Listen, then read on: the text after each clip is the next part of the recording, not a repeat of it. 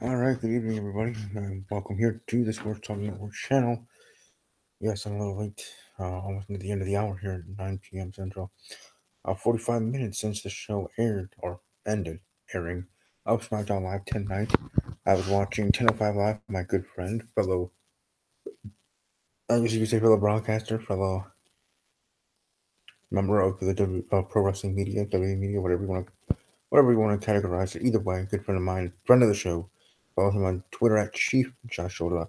His show is called 10:05 Live, and specifically is on Facebook Live, um, where he works on Hacks. He works for TD Sports. But here, I work for myself here at Steve Just Ramble, the podcast that is linked with these Raw and SmackDown Live reviews. So let's talk about tonight's SmackDown Live. But again, like I said, 45 minutes. It ended, and it was a good show. Another good showing here. August, the first episode in August of SmackDown Live. So last night, the first Raw of August. Everybody check that out. I do have a guest there, Clackman. We'll check out his YouTube channel, and hopefully he might, might be on a for SummerSlam prediction show. And I say might because that's up to him. And hopefully we'd love to see him grace his presence in that for SummerSlam prediction show. Because Kyron, Bronte, we definitely like another person on their side. Though they say they don't need anybody else to be on their side, but hey, who doesn't like like-minded people just as much as they like to be tested as well? Not saying Kyron and Bronte only want yes men in their lives. They deal with me, and if we were living the same way, they'd be hanging out with me. So I'm not 100% like-minded like they are in regard to pro wrestling, and maybe even other things. But that doesn't mean we can't be friends and be like family, which we are, a wrestling family, not just Team Rambo family, but wrestling family community here, in real life and here online and YouTube. So definitely, one of these times here in 2018 or in the future, we all will be hanging out in person.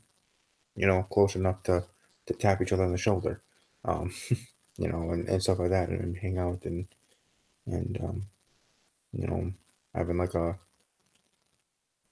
reunion, not reunion sort of thing. You know what I mean? For actual hangout. Maybe we'll live stream it. Who knows? Live stream us playing video games or talking or a podcast on person. Doing that and having like a microphone we're handing back and forth during it. I don't know. Whatever we would do in that situation. Maybe WrestleMania. For that prediction show, who knows?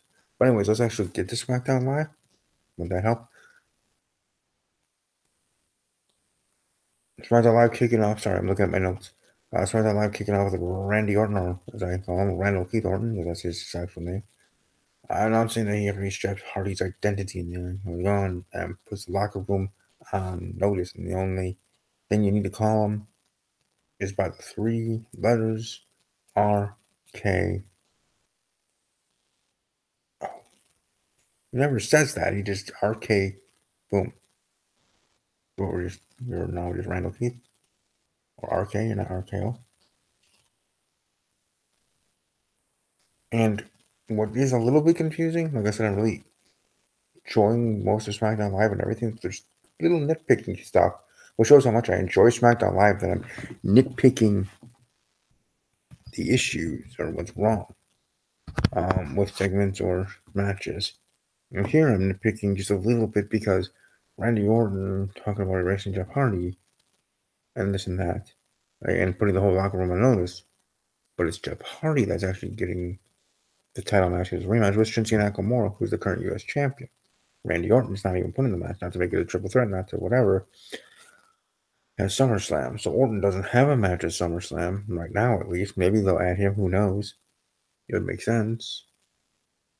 And no matter whether they add him or not, Shinsuke's probably going to retain because the future moving forward is Randy Orton and Jeff Hardy, at least for the here and now. So just that little point. Will they add him to the match? We'll see the next week or the week after, which will be the go home show. Next week, another SmackDown Live. Then the next week, the following week, the go home show. And that week, that Thursday night will be a banger. Will be a good one here on this channel or Steve's Wrestling Ramble that Thursday night with the prediction show for SummerSlam. Hope to have a great group of guests along with my team members. We even have a female on the show as well, so there you go. Oh, we're right along a SmackDown Live. Sorry about doing that. I was trying to be cool. Didn't really look as cool as I thought it would be. Anyways, moving on. Charlotte Flair and Becky Lynch. Charlotte looking sexy as all heck. She always does. And Becky Lynch looking fine. But Charlotte Flair and Becky Lynch defeating Peyton Royce and Billie Kay there in their tag team action. For the match, they did have a backstage interaction between Becky Lynch and Charlotte. Charlotte kind of trying to apologize and stuff that fans have been saying online otherwise. Like I always say, reaction business at WWE. I said this last night with Clackman, and I'll say this whether I have someone on air or someone watching or not for his reviews or the podcast. WWE here in 2018, I'm almost certain of this. Whether I'll actually ever be proven right or wrong, who knows? But I'm almost certain of the fact that WWE being getting the most reaction. How they talk so much about the Twitter, how they talk so much about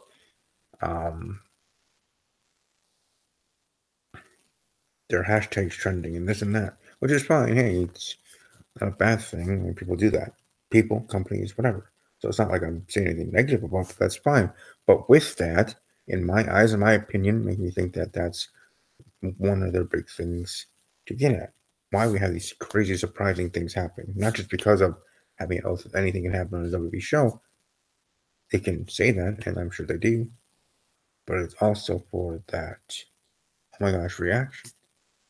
Which is, again, fine too, because you want people to have a great experience. My point being is, with that though, and with that being even a stronger thing with it being on 2018, this generation, the future generations, and otherwise of social media era, that will be even more prevalent and on the table for WWE to make decisions based on that, more so than other maybe better reasons to be booking matches and segments otherwise why they do so. And the reason I bring all this up is because at SummerSlam, I do still think both women are going to retain the titles, Alexa Bliss and Carmella. And what we're going to have happen here is Charlotte and Becky moving forward in a feud. It'll be Becky Lynch being the one being the heel. That's what I think. That's going to go down the road in SmackDown Live. But we'll certainly see. Now moving on to AJ Styles, sending a message to Samoa Joe and saying Joe will be lucky if he can even walk out of the arena after SummerSlam after he gets done with him. So back and forth there. Last week, Joe speaking without being attacked by AJ. AJ speaking this week without being attacked by Samoa Joe. Though Samoa Joe. Yeah. Next up, other sexy woman is Zelina Vega getting a win again against Lana after Aiden English again messes up a little minor thing. This time thinking in the kayfabe world of Aiden English when you attacked Andrade Cien Almas. I mean, obviously it looks so planned. I mean, it is scripted television. I mean, there was a reason what's going on and what's probably going to be happening with Rusev Day team. But at least that's, in our minds. But in the WWE universe, in the kayfabe sense, if I was in English and you're coming after here trying to learn from your past experiences, you just take Almas straight on. You don't lift him up over here. That's like extra work. You either tackle him like a spear there, like a spear, that move. I was only joking last night that only Roman Reigns can do it. You can do it. Go ahead. You might not be great at it, but you can do it. I'm not gonna hate you, but something like that. Or if you wanted to get him to the edge of the canvas, fastest way to a point in a straight line, right? So that certainly would have been best. But then again, just nitpicking things that may not even matter. Or just wanted to at least share. So why not? The Miz having an interview live, him backstage. And then you were in the ring. Daniel Bryan attacking the Miz on the side of the Miz.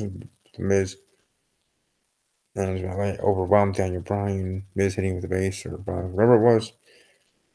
and getting the upper hand on Daniel Bryan. The match is official now. Daniel Bryan versus the Miz at SummerSlam. That one could be the match of the night. Who knows? Like SummerSlam is going to be good. It's going to be a lot better than people think. And it's not just because of the SmackDown side here. The SmackDown side is better than Raw side. I will say that right now. But I won't say, and I won't agree, at least right now. It can always change, right? Cards subject to change. People's opinions subject to change. But I won't say that Raw's card, side of the card is trash. I think it's fine. I think the whole show is going to be good and fine. Anyway, moving right along, Shinsuke Nakamura defeating R-Truth, one-on-one non-title match. The Bludgeon Brothers squashed 3 local talents to win the 2-on-3 handicap match at third. And then in the main event, the New Day actually win. New Day defeat the Power to earn that golden ticket to face the Bludgeon Brothers for the SmackDown Live Tag Team titles at SummerSlam. So as much as I would have rather have be the Power, it's going to be the New Day, but no matter who, whatever it was, probably have the Bludgeon Brothers retain. But all in all, I would say SmackDown Live pretty dang good and better than Raw, certainly for the last month.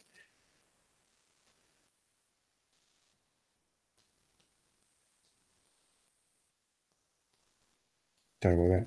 But hey, I hope you all enjoyed this review. Quick, fast, and dirty.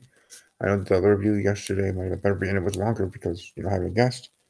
But hey, see you guys in Ramble this week. Next week, Raw SmackDown review, Ramble. Then the next week, Raw reviews, Raw Go Home Show review, SmackDown Live Go Home Show review, Go Home review, and then Steve Wrestling Ramble, SummerSlam prediction episodes. So that's in 2 weeks. Looking forward to that. Looking forward to having some great guests and having my team back all together. It'd be great to have them back together each and every week. Like to actually have the team as a weekly thing, like other podcasts do that have teams. There are a plethora and some that podcast on their own and do a dang good job at it. But since I have a team available, it'd be nice if it worked for them in their schedule, right? That'll work with them too. To have them each and every week to have an actual team to form and gain fans and followers to interact with again. That's the biggest thing. That's the number one reason I want to go into broadcasting, doing this YouTube is to interact with people talking pro wrestling each and every week on Thursday nights, let alone these quote unquote side project things I'm doing of doing these Raw and SmackDown reviews separately.